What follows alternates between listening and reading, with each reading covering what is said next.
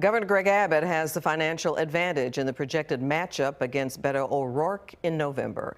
Abbott has outraised O'Rourke in the governor's race and has more than 10 times the amount of campaign cash in the bank. Fox 4's Sean Rabb takes a look at some of the reasons behind O'Rourke's fundraising obstacles. Sean. Yeah, Clarice, good evening to you. There are at least three reasons. One is where Mr. O'Rourke stands in current polling, in contrast to 2018, when at times he was neck and neck with Republican Senator Ted Cruz. Also, who he's running against and who's in the White House. Well, the difficulty for Beto O'Rourke is giving Democrats hope that he can actually be victorious. Mark P. Jones is director of Rice University's Baker Institute. And right now, he remains between 5 and 10 points down in the polls and tied to a very unpopular Biden administration.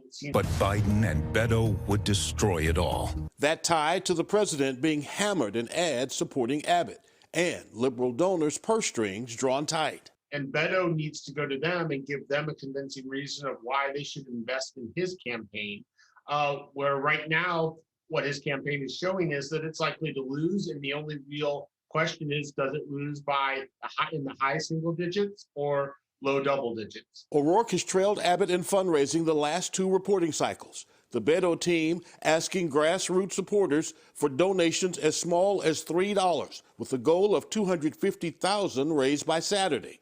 In 2018, Beto O'Rourke was challenging Republican Senator Ted Cruz, not Governor Abbott, and Donald J. Trump was in the White House. And so he was able to raise money both from people who thought he had a realistic chance of defeating Cruz, as well as people who simply were angry with Trump.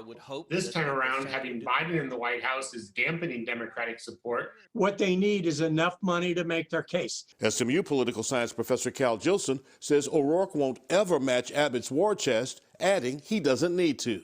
They've got to be able to speak to the public in Texas and sell their themes and their policy promises.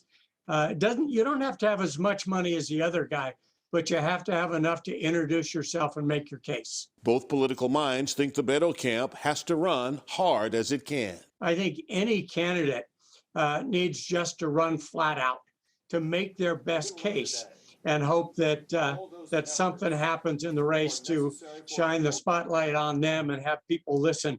Beto is in the race and he can't get out, so he needs to make the best of it. And right now, that is staying close enough so that if Abbott commits a misstep or Biden improves his standing among Texans, Beto can take advantage of it. And at the same time, not losing by such a large margin that his political career and future is ruined. So it's a long time between now and November, and anything, of course, politically can happen. And observers say that's exactly what Mr. O'Rourke needs if he's going to overcome all of the obstacles against his almost certain Republican opponent, the incumbent governor, Greg Abbott. Sean, thank you. And here's a reminder, you've got until next Friday, February 25th, to vote early in the Texas primary. Election day is March 1st. You can find information about the candidates and where to vote in the voter's guide at fox4news.com.